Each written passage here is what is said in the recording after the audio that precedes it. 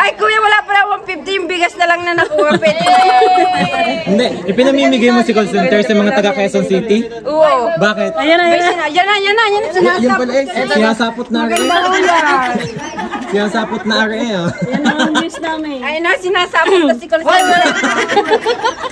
Pwede. Oo, kasi Ay, pwede pa ng extra eh, mananapot. hindi pwedeng extra yan yung asawa ni Kulot na magbibigyan. Ay, hindi like smoke ko. Magbibiril pala eh. Ano ga, si Kulot ikunwari pa gusto namang mga jebong. Pero jebong naman na sa isang gilid. Dapat kasama ka. Guys, si Kulot nasa lamay nakakita ng mga jejebong niya.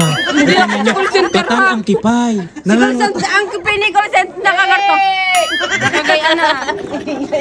Patay tayo, nasa lamay tayo. Masalamat tayo. Pa-AA Baka ka magising dyan. tahimik lang. Magigising si Nanay Iying. Nanay Iying.